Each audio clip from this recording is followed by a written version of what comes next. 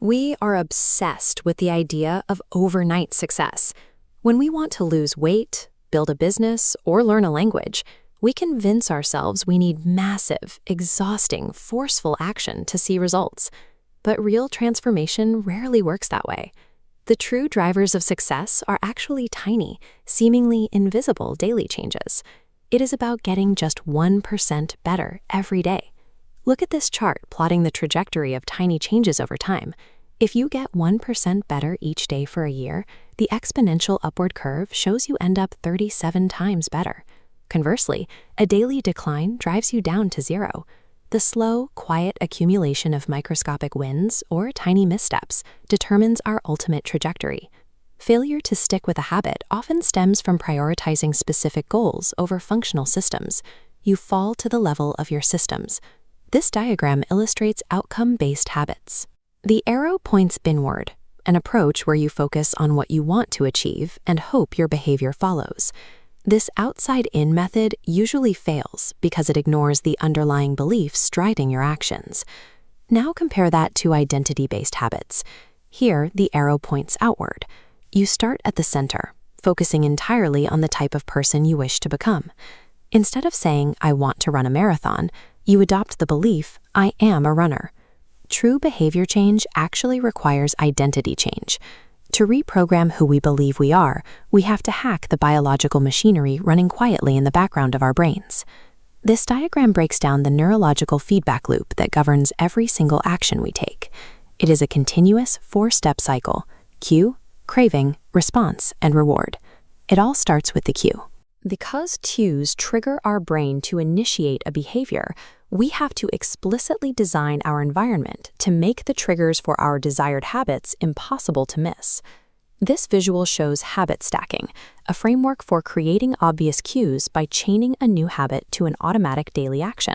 For example, instead of picking a random time, you attach meditation to an existing routine. After I pour my morning coffee, I will meditate. By linking behaviors this way, you stop relying on fragile willpower. You hijack your body's existing biological momentum to get the new habit rolling. Step 2 is the craving. Motivation fluctuates wildly, which means relying on sheer desire is a losing strategy. Instead, you have to design your physical environment to make the habit attractive and effortless. If you lay out your workout clothes next to your bed the night before, you remove the friction. You make the desired action the absolute path of least resistance. Step 3 is the response. If a task feels overwhelmingly large, we naturally procrastinate. We simply won't do it. The solution is the 2-minute rule. You must scale down any new ambition into a micro-action that takes less than 120 seconds to complete. Run 3 miles shrinks down to tie your running shoes. Read a book becomes read 1 page. You make the barrier to entry ridiculously low. You cannot optimize a habit that doesn't exist. Mastering a 2-minute gateway action builds the required foundation. The final step is the reward. The brain is essentially a reward detector, and this final phase is what permanently closes the neurological feedback loop.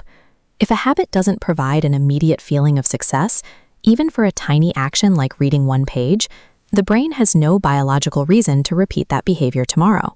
Without a satisfying payoff, the loop breaks.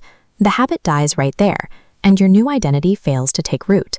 You can also use the system defensively. To break a bad habit like phone scrolling, simply reverse those 4 laws. Make the behavior invisible, unattractive, hard, and unsatisfying. Whether you are breaking bad habits or building good ones, you will inevitably hit the plateau of latent potential. Early efforts often feel entirely useless because the results are delayed, leading many people to quit too soon. Think of stacking brass coins on a heavy scale. Placing 1 coin on the tray doesn't move the needle, but you keep adding them, one by one, until eventually you cross a critical threshold of mass and the scale tips. During that plateau, compounding math still works in the background. Your effort isn't wasted, it is simply being stored. Habits function as the core mechanism of identity transformation, reshaping us well beyond simple achievements like wealth or fitness. Every single time you complete a tiny 2-minute habit, you are casting a definitive vote for the exact type of person you wish to become. Stop obsessing over massive goals.